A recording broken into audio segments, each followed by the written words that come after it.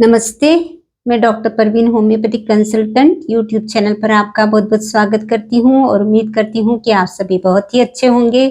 आज हम बात करेंगे पेट की समस्या को लेकर, जैसे कि पेट में गैस हो जाना, ब्लॉटिंग का हो जाना, पेट फूला-फूला सा महसूस होना। ये सब पेट की समस्या क्यों होती है, इसके कौन-कौन से कारण हो सकते हैं, इस पर कौन-कौन सी होम्योपैथिक मेडिसिन्स काम करती हैं, इसी के बारे में आज हम बात करेंगे। उम्मीद करती हूँ आप वीडियो को अंत तक ज़रूर देखेंगे। चैनल पर नए हैं तो चैनल को भी सब्सक्राइब कर लेंगे। तो सबसे पहले हम देखते हैं पेट की समस्या जब भी सामने आती है तो खाने पर बात आकर रुकती है। हम क्या खाते हैं? कुछ ऐसी सब्जियां होती है, कुछ बीन्स ऐसे होते हैं जो कि बहुत अधिक पेट में गैस बनाते हैं, जिनमें कि ओलिगोसैकेराइड्स बहुत अधिक मात्रा में होता है। ये कौन सी चीजें हैं? ये है राजमा, उसके बाद में काबुली चना, सोयाबीन, मटर, कॉलीफ्लावर मीन्स फूल गोभी, कैबेज, पत्ता गोभी, ये सब सब्जियां जिसमें ओलिगोसैकेराइड्स बहुत अधिक होता है, जिसके कारण पेट में बहुत अधिक गैस बनती है।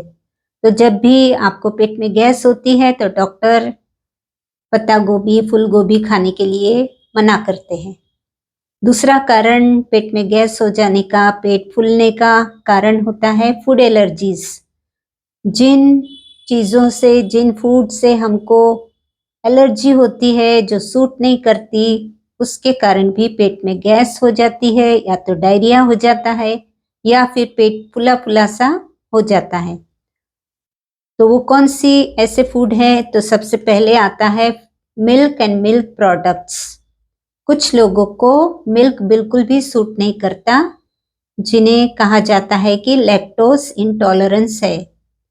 पेट में एंजाइम्स जो होती है, जिसमें लैक्टेज नाम की जो एंजाइम होती है, उसके कारण यदि वो कम है तो फिर लैक्टोज इंटॉलरेंस रहता है।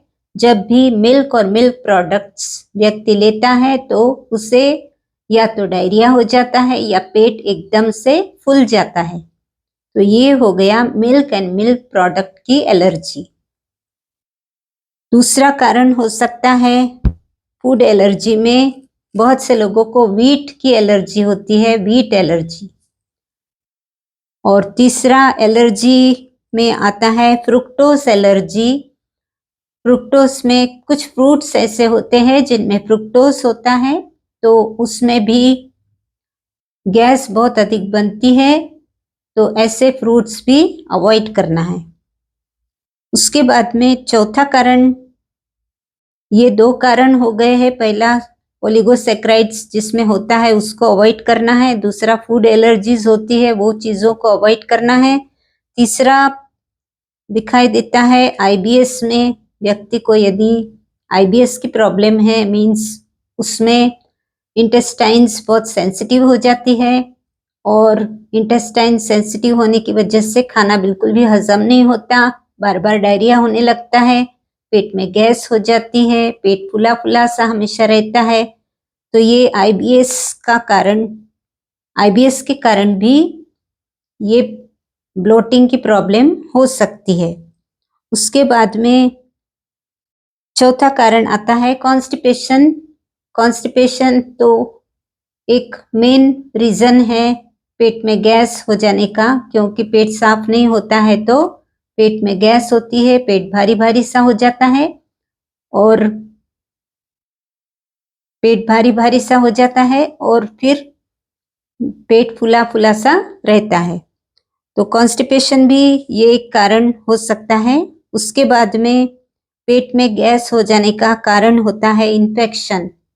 यदि इन्फेक्शन है, स्मॉल इंटेस्टाइन में बैक्टीरिया कम रहते हैं, लेकिन यदि बैक्टीरियाज बहुत अधिक हो गए हैं तो वहाँ इन्फेक्शन होता है, और इन्फेक्शन की वजह से पेट फूला फूला सा हो जाता है, पेट में गैस बनने लगती है। उसके बाद में आता है छठवां कारण स्ट्रेस। तो बहुत बार देखा गया है कि जब पेशेंट आता है तो पेट की तकलीफ लेकर आता है तो डॉक्टर पेट की दवा देते हैं, लेकिन वो ठीक ही नहीं होता। पेट की कितनी भी दवा दे दो आप, नक्स वोमिका से चाइना, लाइकोपोडियम और भी बहुत सी दवाइयां हैं, कार्बोवेज है, लेकिन पेशेंट को आराम नहीं मिलता। क्यों? क्योंकि हमने देखा नहीं कि what is the root cause of the problem. तो प्रॉब्लम तो देखना बहुत जरूरी है। यदि पेट खराब है तो क्यों है, उसका क्या कारण है, कुछ खाया है, खाने से खराब है या कोई और कारण है। तो जब पता चलता है कि पेशेंट स्ट्रेस में है, बहुत मेंटल स्ट्रेस में है, उसकी वजह से उसका पेट खराब है, पेट में गैस हो रही है, पेट फूल गया है, तो मेंटल स्ट्रेस की वजह से यदि पेट की प्रॉब्लम है तो स्ट्रेस को दूर करना है, स्ट्रेस पर काम करने वाली मेडिसिन्स देना है, तो फिर पेट का प्रॉब्लम सॉल्व होगा। उसके बाद में आता है reason hormonal imbalance in females. Hormonal changes in females.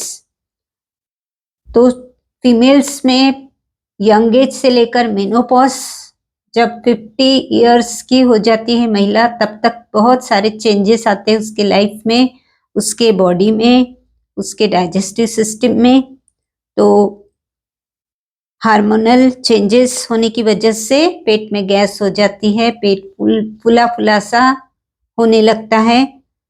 क्योंकि मेंसेस जब स्टार्ट होता है तब भी ये प्रॉब्लम हो सकती है, प्रेगनेंसी में, लैक्टेशन के दौरान या फिर मेनोपॉज के दौरान ये समस्या खड़ी हो सकती है।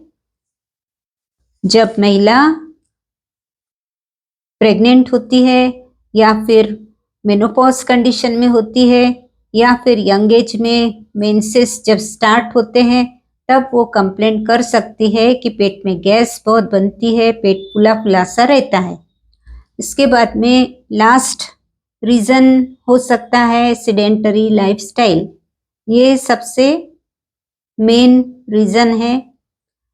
जो लोग बैठे रहते हैं, एक जगह पे बैठे रहते हैं, एक्टिव नहीं है, चलते फिरते नहीं है, तो उन लोगों को खाना वहीं का वहीं रहता है और उसकी वजह से डाइजेस्ट नहीं होता, और डाइजेस्ट नहीं होता तो फिर पेट में गैस बनने लगती है और पेट हमेशा फुला फुला सा रहता है।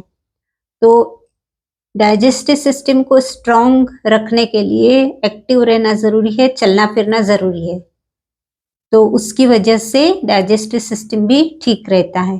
तो ये सब कारण थे। अब इस पर मेडिसिन्स में आपको सिर्फ नाम बताऊंगी, आप कोई भी मेडिसिन सिम्टम्स के अनुसार ले सकते हैं। जैसे कि सबसे पहले तो नक्स वोमिका आती है, सभी जानते हैं।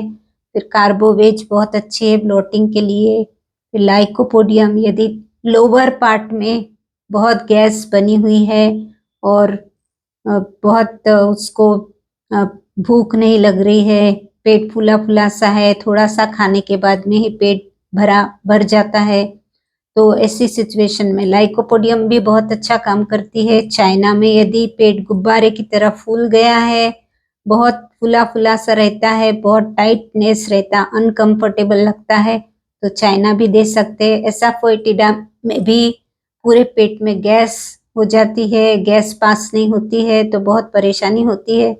इस तरह से अर्जेंटम नाइट्रिकम है, जिसको मीठा बिल्कुल भी बहुत पसंद होता है, लेकिन उससे उसको तकलीफ होती है, तो इस तरह से अर्जेंटम नाइट्रिकम है, कार्बोवेज है। तो ये सारी मेडिसिन्स पेट पर काम करती है, तो आप अकॉर्डिंग टू सिम्टम्स पेट की कुछ मेडिसिन्स ले सकते हैं। और जैसे कि मैंने बताया कि आपको कारण ढूंढना है, आप पेट खराब होने का क्या कारण है उसको देखना है और उस कारण को अवॉइड करना, इग्नोर करना है।